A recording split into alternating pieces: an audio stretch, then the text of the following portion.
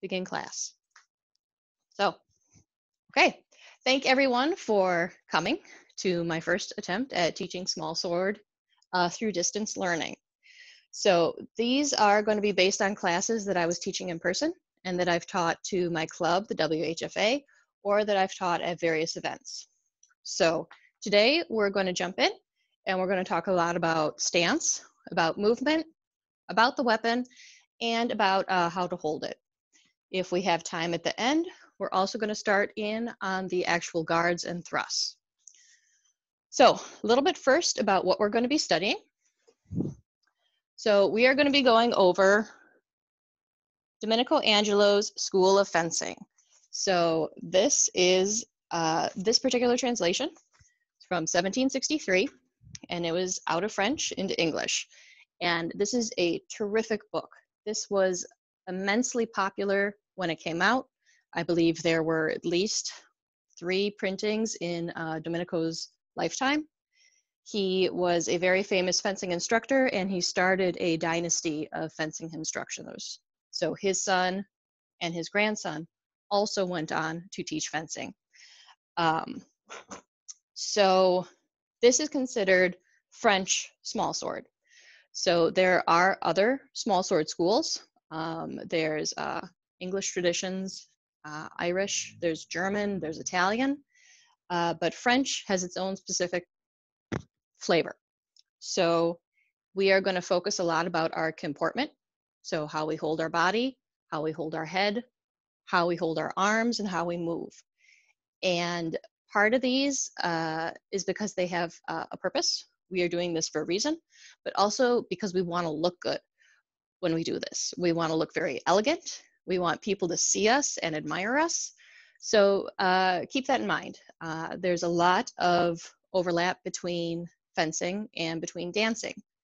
Fencing masters were also very frequently dance masters. So let's keep that in mind as we're going through our movements. So for those of you who have a sword, terrific, grab it, let's look at it. A lot of you might have something that's like an old foil, an old Olympic foil with a French grip. So it'll probably look something like this. So pretty straight handle, maybe a little bit of an angle, not perfectly straight. You're going to have a bell and you're going to have a blade.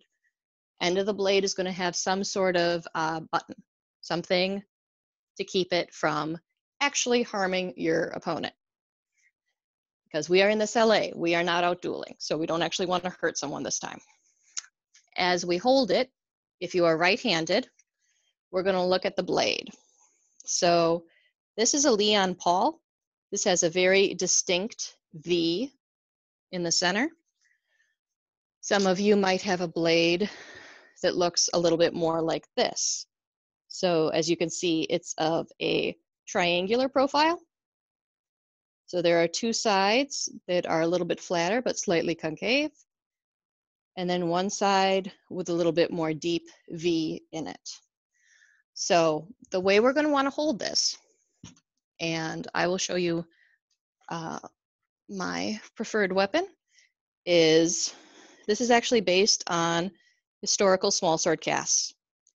So you can see I have the crosspiece, I have a ricasso, I have little finger rings. Now these are what are sometimes called vestigial. So vestigial finger rings. They're not like rapier where you're actually designed to hook your finger through. If I tried to stick my finger through this, I would have a very bad time. It would not work out at all. So instead, they're leftover. They're a place for me to place my finger and kind of get a tactile sense of where my blade alignment is, but they are not actually to hook through.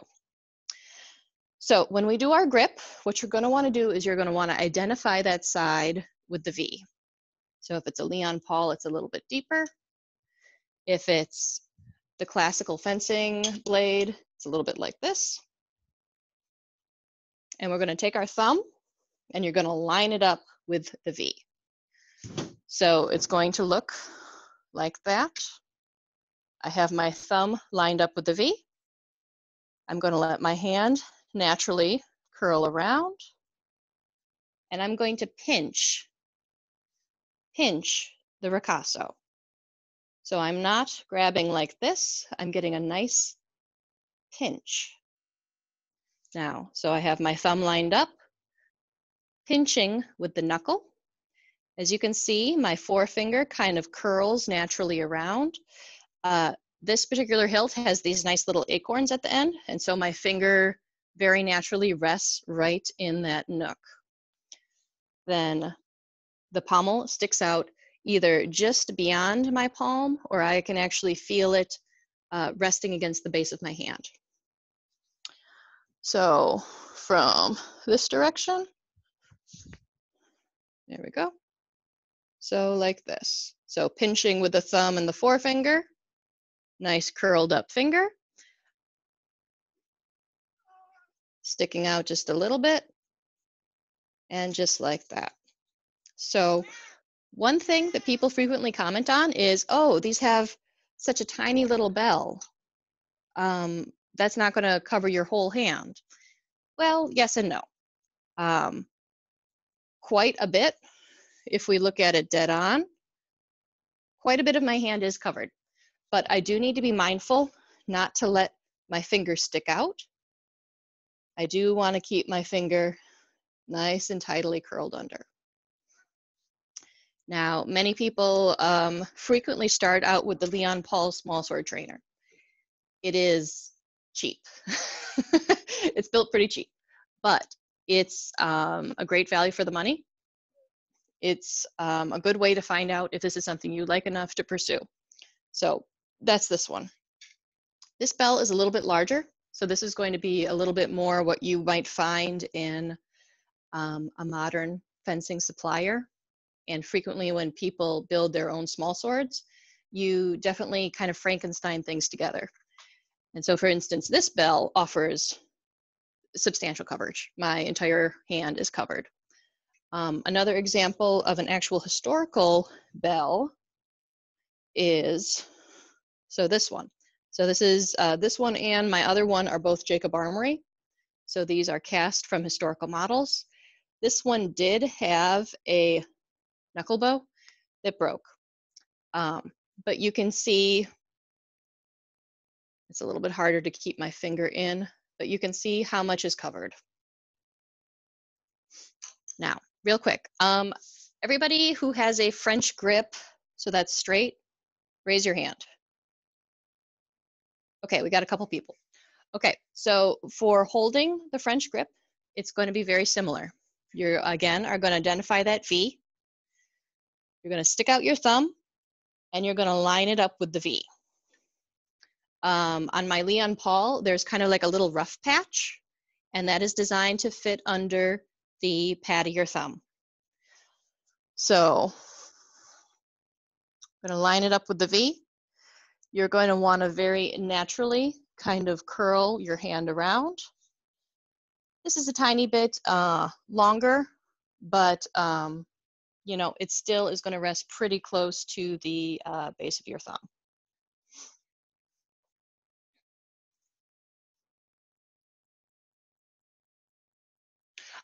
If you don't have anything, period, you know, anything that could mimic a French grip would be fine. You know, a dowel, a wooden spoon, something of that nature. We're not going to get into a lot of thrusting today, so this is just going to be kind of practicing the hand motions.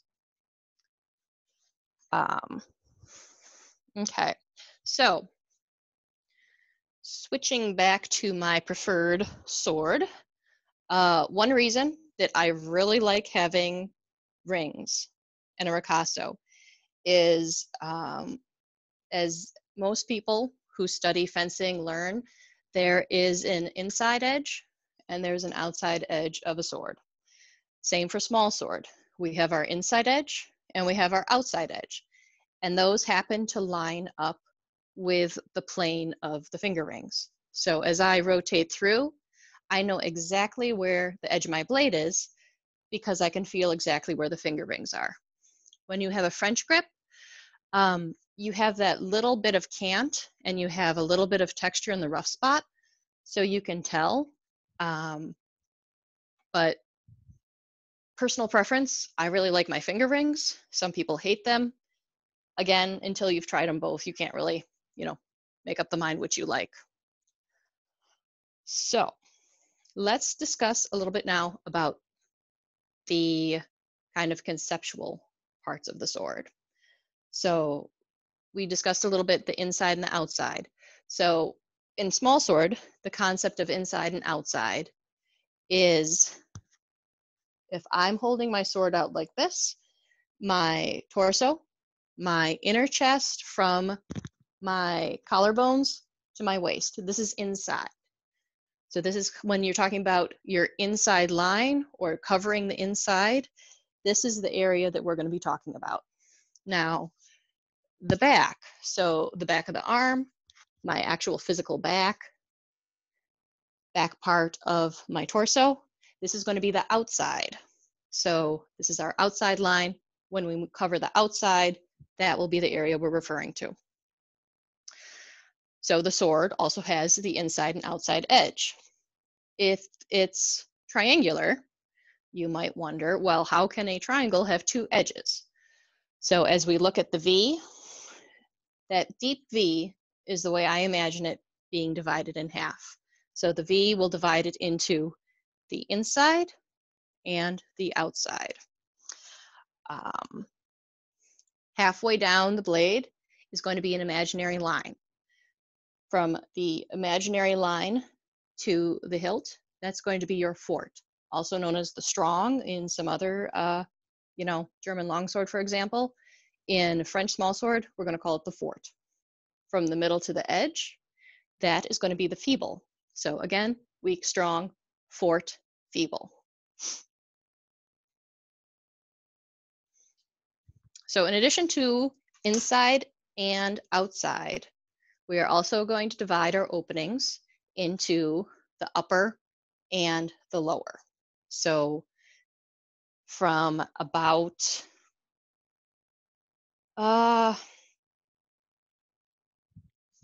say armpit to waist is going to be considered lower, and from armpit, upper chest is going to be considered upper.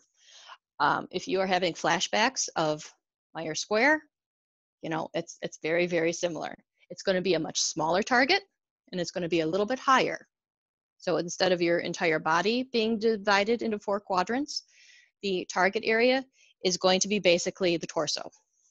So if I stand in a proper stance with my torso head on, the area where you're going to want to aim for people is going to be right here. So it's going to be right here in the armpit, kind of right in the side of your chest cavity.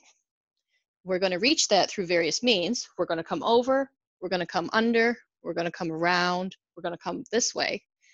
But this is going to be basically the same area you're going to want to hit every time. Okay, so let's all stand up and let's talk a little bit about the stance. So in French smallsword, we are going to adopt a very specific stance. And this might be a little bit different from what you're used to. So we're going to first, and I'll show in both directions, want to be very aware of our, heels. Very aware of our heels and our toes and what direction they're pointed. So first is we're going to want to have our heels make about a 90-degree angle, and we're going to extend our front leg maybe about 1.5 feet out. Now, when I say 1.5 feet, that is going to be the size of your own foot. This is not going to be the standard 12-inch unit of measure. So we're going to have that out a little bit. And the vast majority of their weight is actually going to be on your back leg. So do we have anybody who is a lefty here? Any lefties? No. Okay. If we did have any lefties, honestly, the advice is to have them do it right-handed and then to adapt later. So we have the majority of the weight on our back leg. Now, if I had to pick a division for the weight, I would say probably very close to about 80-20, maybe even closer to 90-10. The idea being that you want to be able to lift up your front leg very, very quickly and to lunge very, very quickly. And if you have a lot of weight on your front leg, oh, you need to shift that weight off your leg before you can move it. If that leg already does not have a lot of weight on it, well, you can move it that much quicker. Now, one thing I have noticed some people do is they overcompensate. So they start leaning way too back. Now that's going to be extremely hard on your hip, and that's going to throw off your center of balance. So if you want to test yourself and see, oh, am I about in the right spot? Just real gentle, lift up your front foot. Now, you should be able to do that without too terribly much effort. Now, if you have to bounce or if you have to catch yourself, reassess where you want your stance to be. So if I was to take my stance naturally, this is about where I would be. So I have a little bend in my back leg. You can kind of see it. It's not straight. It's not super low. It's got a little natural bend in it. And my heels are very much in line. I'm not off. I'm not toe to heel. I'm in a straight line. And so this might feel, if you've done, other fencing, this might not feel too bad. If you're used to longsword, where you have kind of the offset 50-50 or even front weighted legs, that might feel a little bit awkward.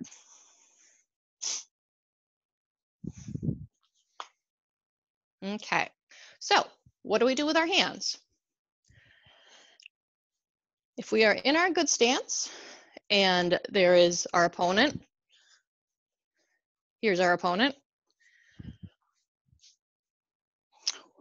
we are going to want to present as small a target as possible. So we are going to want to turn and present a very narrow target to the side. So if I'm facing at the camera, I don't want to be like this. Look at how wide a target I'm giving you. Instead, I present my side. Now, look at how narrow a target I'm going. So I'm going from a target this big to a target that's that big.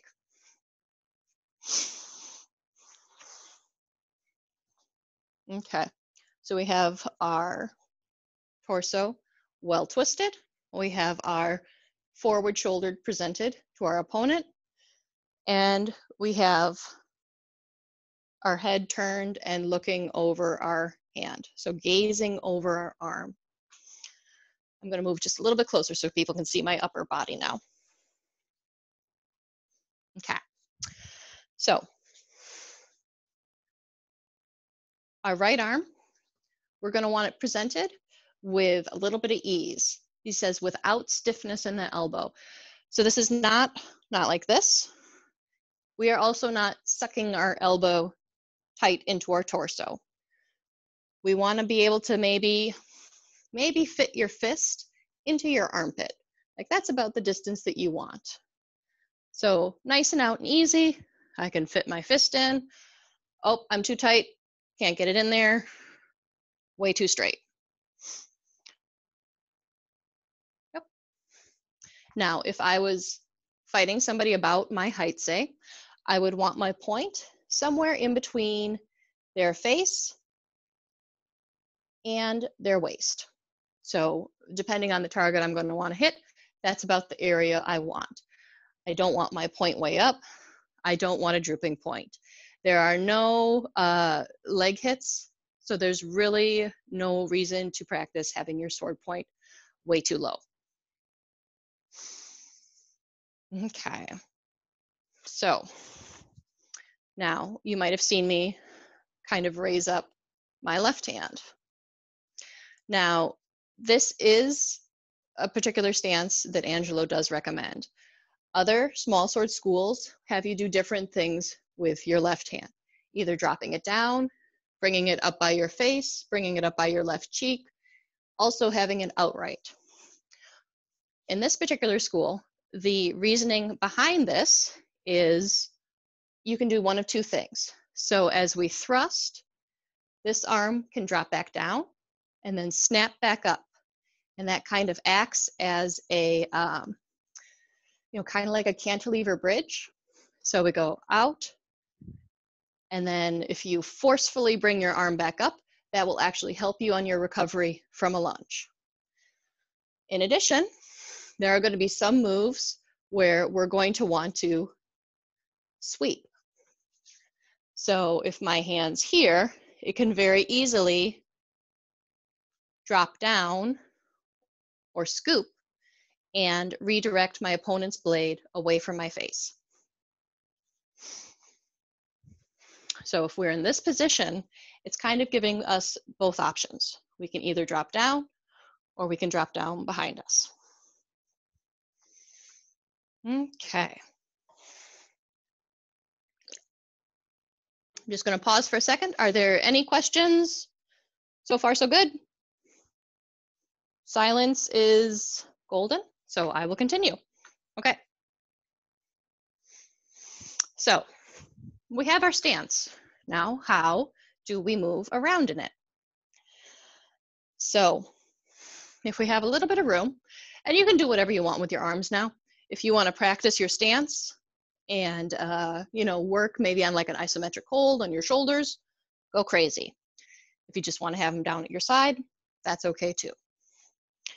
So as we move, we are going to do it in two parts. So if we advance, first we're going to lift up our front foot. We're going to try and keep it as close to the ground as possible. Angelo says, barely lift it off the ground, just skim it over. We're going to advance, and only after the front foot is on the ground do we bring up the rear foot and follow it.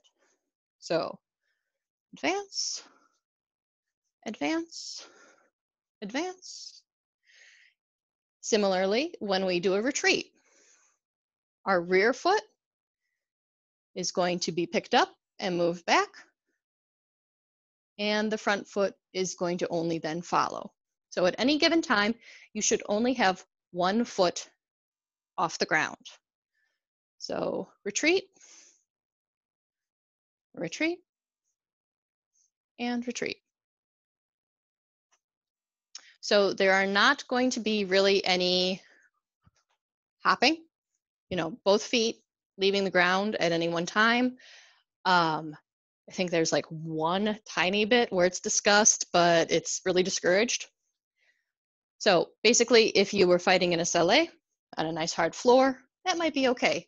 If you were fighting outside in a field or on a cobbled surface, that kind of texture, that would be very difficult for people to be jumping on. So,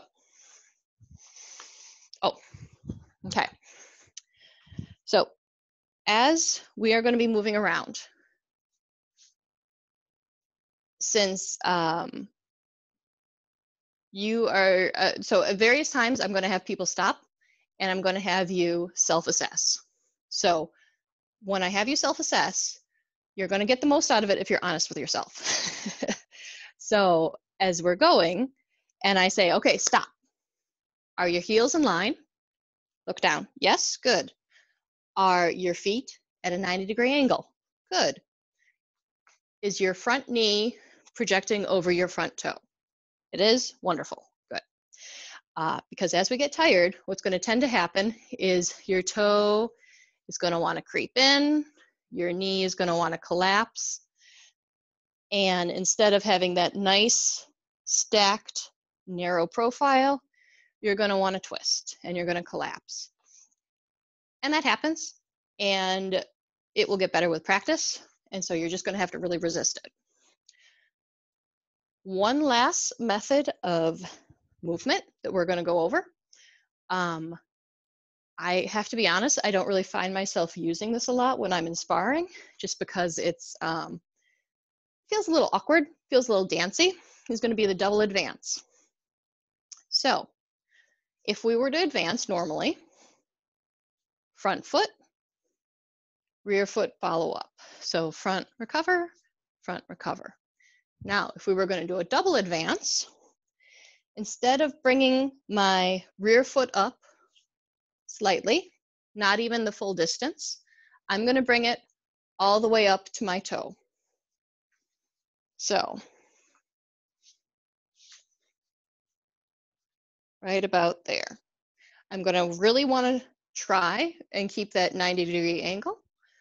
So 1, and then reestablish with my front foot the proper distance. So again, double advance is rear foot up, reestablish.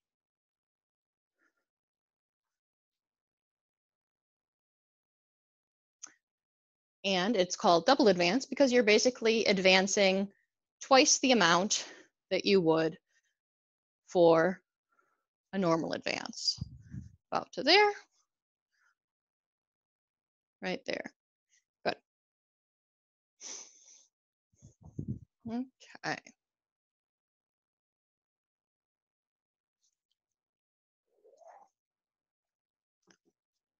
Okay.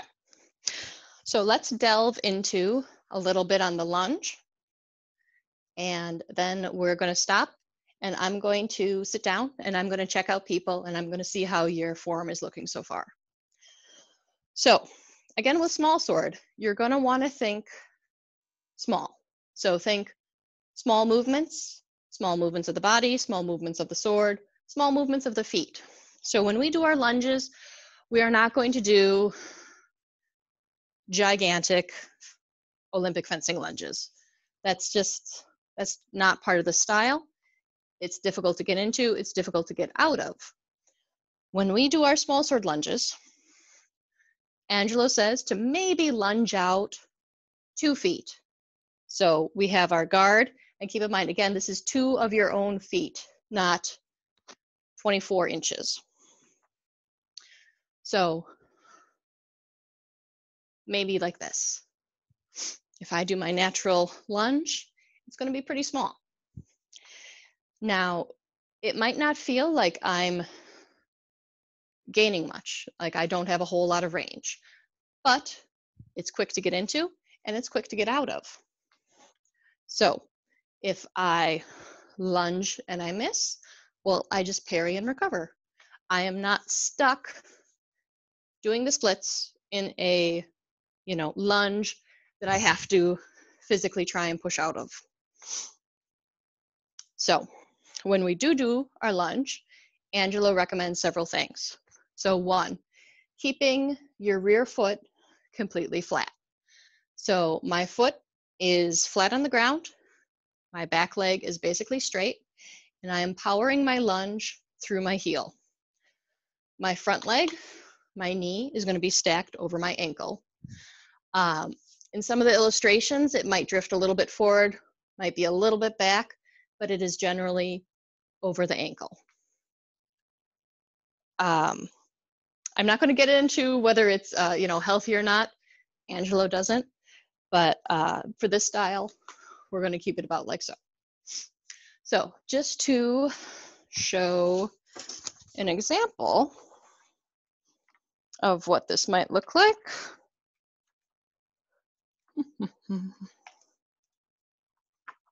I had this marked, and of course it is guard. So here's going to be one of our first thrusts. So you can kind of see, notice the knee stacked over the front ankle. The back leg is basically straight. Foot is flat. And also notice his comportment. So his upper body is very upright. His head is erect. He has a very good stance. So he is being lifted. At no time in any of the pictures do you see this. This is exposing your head. This is keeping your head and the upper targets away from your opponent. So let's just do a few lunges together, kind of get the feel for it. If you want to do the arm motions, for right now, just do a knife hand. You know, with your right hand, just kind of point it like a knife. You don't need to grab anything if you don't want to. And with your left hand, we'll have it up high and out and in and back and back. Now, the trick is to recover to a proper stance right away. So I have my back loaded stance. I lunge and I recover immediately to my back loaded stance. I'm not recovering forward and then faffing around readjusting. You want to get in and out. In and out. In and out. Good. Okay.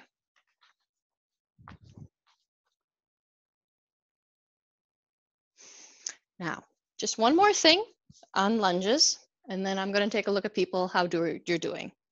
So what is the order of operations that your arms and your legs should follow?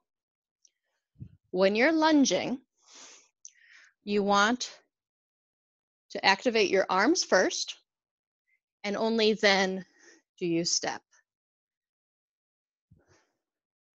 So the idea being that you get your sword out, your sword is on point, it is on target, and only at that point do you let your legs move and bring your point home to actually strike your opponent. Similarly, when we back out, when we reverse, our arm and our sword should stay out. It's defending us while we are making our retreat. Only toward the end do we retract our arm and pull it back into our guard.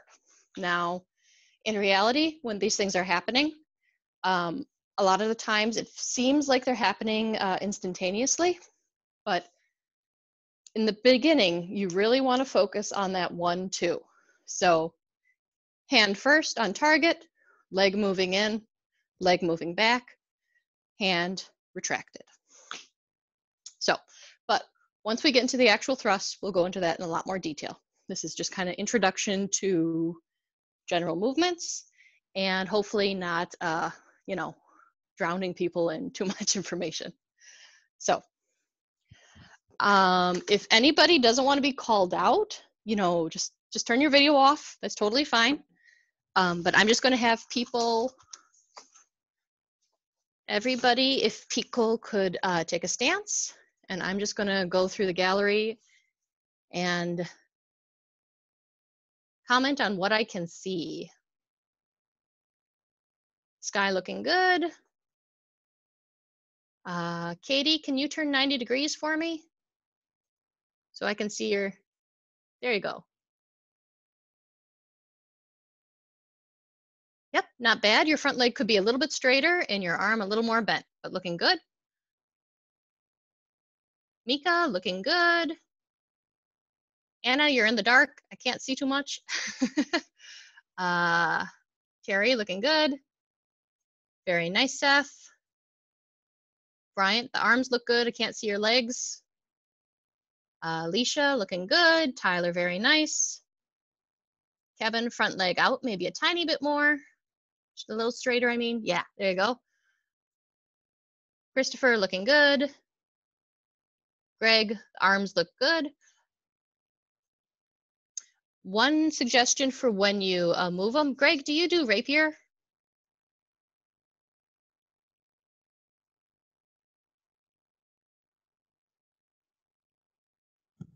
No, I don't. Sorry. Oh, you don't? Oh, no problem. So one thing you see a lot in rapier is you see the forward back kind of throwing like this. Okay. Whereas in French small sword, it's very much up and down. So I just was wondering. But, and Chris with a K, I think you're looking good too. I think I skipped over you and didn't say anything. Oh, geez. This is Rebel. He is a naughty boy. Okay, terrific. Everyone is looking really good. I'm really pleased with this. So,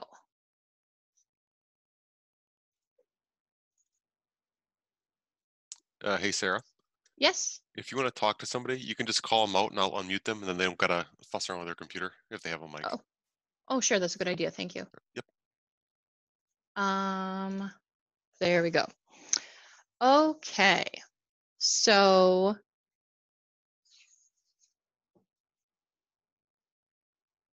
we are going to end with a few drills. So we're not quite going to get to cart today, but that's okay. I didn't plan on that. But what we're going to do is we are going to do some isometric holds. So people are probably pretty familiar with isometric holds through their various, fitness business. But these ones are going to be focused on Smallsword in specific. So some of these I stole from modern fencing, from classical fencing, but that's okay because small swords. So over time, swords evolve. There was no period where they drew a line in the sand and said, before this was small sword, and after this was cut and thrust, or broadsword, or classical fencing. Things very gradually and slowly evolved over time. So when we look at modern day Olympic fencing, or when we look at what we call classical fencing today, there's a whole lot of small sword DNA existing into that. So what we're going to do is we're going to stand heels together 90 degrees. And all we're going to do is we're going to raise up on our toes and down. And raise up and down. So as we do this, I want you to not only focus on the muscles in your feet and your calves, but also the larger muscles up into your quads, your thighs, and your glutes. All of these muscles, these are the muscles that are going to be powering your thrusts. When we thrust and we have our heel on the ground, we are activating these larger muscles rather than relying on the smaller ones in our foot. If we are lunging like this, up on the toe, those are the little muscles. Little muscles are going to get tired quicker. Why use little muscles when we can use big muscles? So up again. Now we're going to do the reverse. So we're on our heels, and you can't really see it on the camera, but I am doing it. I want you to focus on lifting your toes up. So toes up.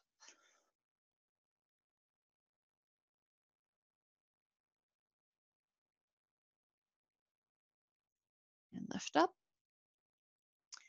And now we're going to switch back and forth. So up on the heels and down, up on the toes. Toes up. Heels up, I should say. Toes up. Heels up. Toes up. Okay, so after we do it, heels together,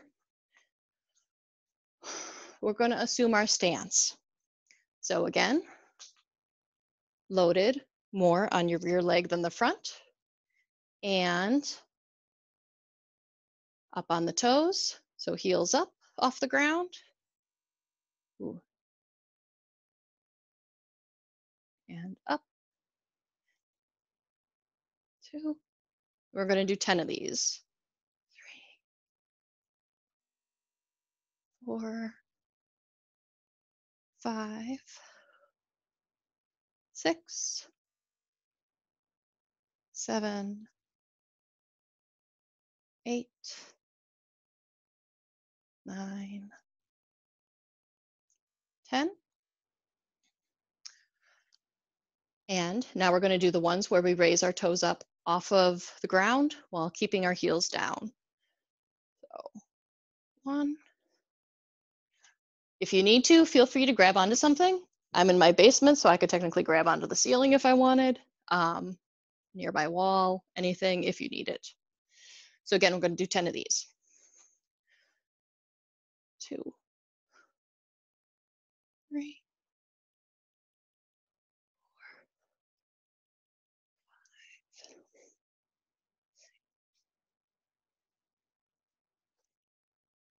8,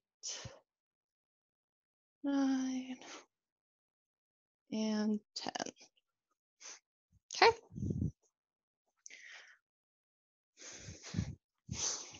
Now we're going to practice a little bit more that balance that we were doing a little bit earlier. So our test where we are stacked on our back leg and we just lift our toe up. We're going to go back to that and we're going to do 10 of those now. So again, we have our good stance. And I am square to the camera, good. And I'm just going to lift and down. 2 and 3. And as I do this, what I'm noticing is I'm feeling a little bit of wobbling in my back ankle. And that's okay. That's the muscles that are working. I just want to kind of keep good posture while I do this. Keep your torso upright. Keep your head erect, nice and straight.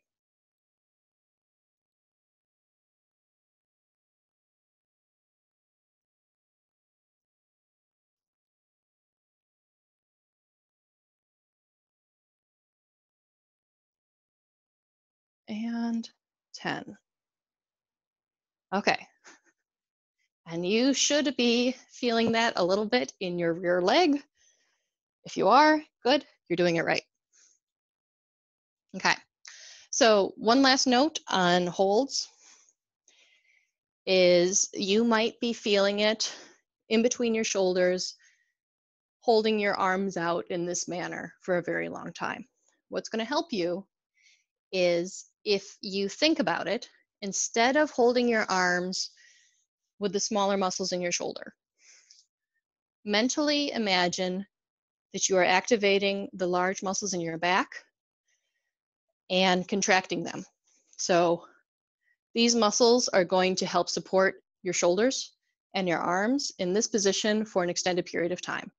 They're larger, they're not going to get as tired. In addition, if you think about activating them, that will help you keep a nice, slim profile. Instead of turning, we're going to activate. So, okay. And we are perfectly on time. Excellent. I have one final note. So next time we are going to get into pad work. So if you have a pad, you know, this is a commercial pad that I bought online. I'm lucky enough to have an old fridge in my basement. This is a very nice solid target. Now, if I was using this over, say, drywall, I would try and find something and put something firm behind it. One very easy idea. This is my gambeson. And I stuffed some old magazines inside it and clipped it shut. I could hang this on a drywall wall, and this would provide a nice hard target to use. If you have, I think we discussed like maybe a pillowcase with a pot lid stuffed inside, just some combination of hard and soft. You know, hard to protect from actual piercing and a little bit of soft to keep it from rattling around. So I know some people are living in apartments and they have to worry about, you know, damage to the wall. This, a sustained, serious, meaningful thrust with a small sword with your, you know, good form and muscle behind it, this would very, very easily puncture through, you know, or at least damage your walls. So, do we have any questions before I sign off? And Chris, you can go ahead and unmute people if you'd like. Yeah, if anybody's got any questions, just like type it in chat and I can unmute you individually then. Or there's a hand. There we go. Or just, yeah. Or just unmute yourself. That's cool too. Go ahead, Mika. So I've set up a target that I'm using that is hung on a door that is a basically a foam floor tile with a shirt that I've marked targets on. And I can post a picture of it online, but it is super cheap out of stuff I had in my house. Yeah. I've done radii so I can practice disengages and things like that. But yeah, but it's a thick enough foam that, you know, that it should be able to protect my walls and everything. No, terrific. That's a great idea. And if you want to post a picture of that in the group, you know, by all means, go ahead. A lot of targets come with a bullseye type situation. You can very easily adapt them with a Sharpie or a little bit of painter's tape to whatever your need. So. Terrific. Okay. Well, if there's no other questions or comments, thank you all so much for coming. This was a lot of fun. I hope you had as much fun as I did. And I hope to see everybody next week. Good job. Thank you. Yay. Thank you. Thank you. See you later. See you later.